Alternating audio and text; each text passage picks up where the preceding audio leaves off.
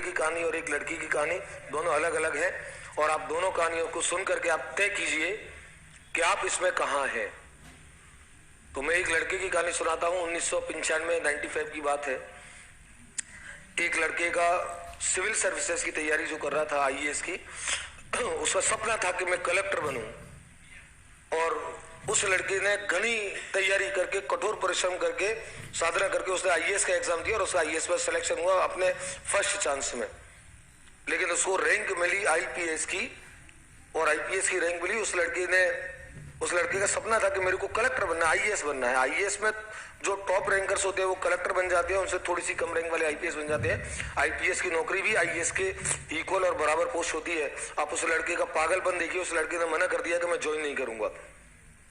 और उस लड़की ने ये कहा कि मुझे ज्वाइन नहीं करना है, मुझे तो कलेक्टर ही बनना है। तो उसे उसके परिवार वालों ने, दोस्तों ने, सबने समझाया कि ये क्या पागल है तू, इतनी बड़ी जॉब है, उसको तू ज्वाइन नहीं कर रहा है। उसने कहा नहीं, मेरे को बनना है कलेक्टर, कलेक्टर ही बनूंगा।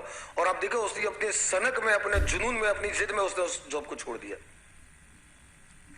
और लोगों ने काफी उसको भला बुरा भी कहा। और उसने कहा कि नहीं, मुझे अपने ऊपर विश्वास है। उसने वो बार बार एक बात कहता था कि मुझे अपने ऊपर विश्वास है। तो उसने दूसरे साल उसने 1995 में तो उसका फाइनल सिलेक्शन का ईयर था।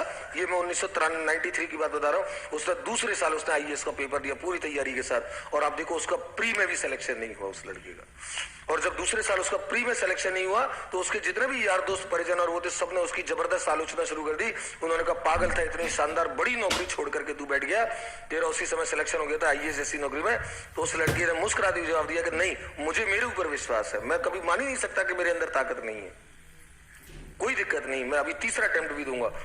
और आप देखो, उस लड़के के अपने ऊपर कॉन्फिडेंस की हद देखो, इंतहा देखो, सीमा देखो आप उसकी। उस लड़के ने मुस्कुराती सब आलोचनाओं को दरकिनार करके, उसका कोई दिक्कत नहीं, प्री में नहीं हुआ, मुझे मेरे ऊपर विश्वास है। और उसने तीसरी बार उसने आईएएस दिया। और आपको मैं बता दूं, तीसरी बार आईएएस में उसने पूरे भारत में सर्वोच्च स्थान प्राप्त किया।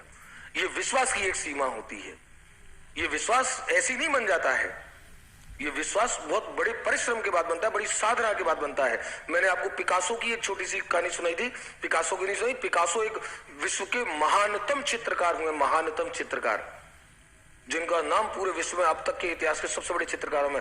और उनके पास एक बार एक कोई बुढ़िया उनके पास रोती हुई गई, पैसे वैसे खाने वाने के पैसे नहीं थे। उससे जाकर के पिकासो से कहा कि महाराज, मेरे पास खाने के पैसे नहीं है, आप तो मुझे कुछ पैसे वैसे दे दो, मैं कुछ खा लूंगी।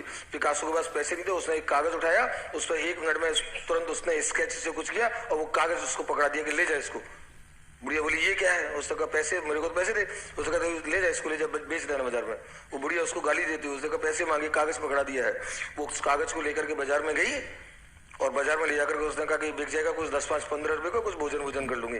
वो दुकान पे जब उसको बेचने के लिए गई, दुकानदार पार्क ही आदमी था। उसने पिकासो की पेंटिंग को देख लिया।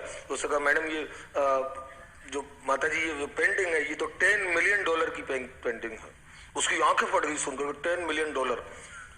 वो भागी भागी पिकासो के पास आई। पिकासो के पास आकर के बोली कि महाराज, ये तो $10 मिलियन की थी, आपने तो 1 मिनट में स्केच घुमाया। उसने कहा, हाँ तो तेरे को दे तो दिया। तो उसने कहा, आप इसको तो कागज को रखो, मुझे तो ये आइटम सिखा दो कि 1 मिनट में ये स्केच सा घुमा करके मैं तो ऐसे ही बनाती रहूंगी, पैसे बनाती रहूंगी। कि 1 मिनट में स्केच घुमाए और $10 मिलियन तैयार हो गए। पिकासो ने कहा कि 1 मिनट में मैं ये $10 मिलियन की पेंटिंग को स्केच से बना देता हूं। इस बात को सीखने के लिए मुझे 40 साल साधना करनी पड़ी है। ये कॉन्फिडेंस जो उस लड़के के अंदर था, ये कॉन्फिडेंस उसका अपनी योग्यता, समर्पण और कठोर उससे था। ये कॉन्फिडेंस आपके अंदर आना चाहिए, ये आपके अंदर आना चाहिए। जिस लड़के, और मैं आपको बताऊं, और इसी उत्कर्ष में मेरे पिछले एक बैच की बात थी। क्लास के बाद मुझे एक बच्ची ने कहा था कि सर, मुझे परिवार में ये दिक्कत है, वो दिक्कत है, मैं कैसे, क्या मैं रीट की तैयारी कर सकती हूँ, और इतनी समस्याओं से जूझती हूँ और ये जूझती हूँ। तो मैंने उसको कहा कि जब आपके हौसलों में ताकत होती है, आपके हौसलों में उड़ान भरने की ताकत होती है, तो आपके सामने कोई परिस्थिति मायने नहीं रखती, कितनी भी स्तर की हो। तो मैंने उसको एक लड़की की कहानी सुनाई 2012 की, और वो लड़की की कहानी से शायद आप भी परिचित होंगे। कि एक लड़की, 2012 की बात है, एक प्लेयर थी, एथलीट थी, काफी अच्छी, ट्रेन में सफर कर रही थी। तो उसे ट्रेन में कुछ जो असामाजिक प्रवृत्ति के लड़के थे, उन्होंने उसे ट्रेन में उसके सम्मान को भंग करने की कोशिश की। तो उस संघर्ष में, जूझाजाजी में, वो लड़कों के साथ उसका संघर्ष हुआ और लड़कों ने उठाकर उसको चलती ट्रेन से फेंक दिया। आपने शायद सुना होगा वो। और चलती ट्रेन से फेंक दिया। तो उस लड़की का बदकिस्मती देखो, चलती ट्रेन से गिरी और बगल वाले ट्रैक पे उसके पैर पड़ गए और उस दूसरे ट्रैक पे भी रेलगाड़ी आ रही थी, उसके पैर काटते हुए निकल गई। वो लड़की लगभग मर गई थी, पर ईश्वर को उसे जिंदा रखना था। वो लड़की को कुछ गांव वालों ने देखो हॉस्पिटलाइज किया 2-4-5 महीने तक। जब वो लड़की होश में आई है और होश में आकर उसके बड़े सपने थे कि मुझे ये बनना है, मुझे ये बनना है, तो जब उसे होश में आई और उसे पता लगा कि उसकी टांग कट चुकी है, उस लड़की के फूट फूट करके इतना वो रोई, उसे लगा कि उसे सपने चकनाचूर हो गए। लेकिन फिर उसने अपने आप को समेटा, उसने कहा कि नहीं, मैं कर सकती हूँ। और जब वो फाइनली रिकवर हो गई 1-8 साल के बाद, तो उसके बाद वो अपना भारत में एक बहुत प्रसिद्ध महिला, महान महिला थी बछेंद्री पाल, उनके पास गई और उनसे जाकर के बोला कि मैडम मैं एवरेस्ट चढ़ना चाहती हूँ। आप देखो, बछेंद्री पाल ने उस लड़की को ऊपर से नीचे तक देखा, जिस लड़की की टांग कटी हुई है। बछेंद्री पाल ने उस लड़की से एक वाक्य बोला था, बस उससे एक वाक्य को बछेंद्री पाल ने कहा कि जिसके हौसलों में इतनी उड़ान होती है, तू विकलांग टांग कटने के बाद भी ये संघर्ष करने के लिए तैयार है, तो समझ ले एवरेस्ट तो तूने आज चढ़ लिया है।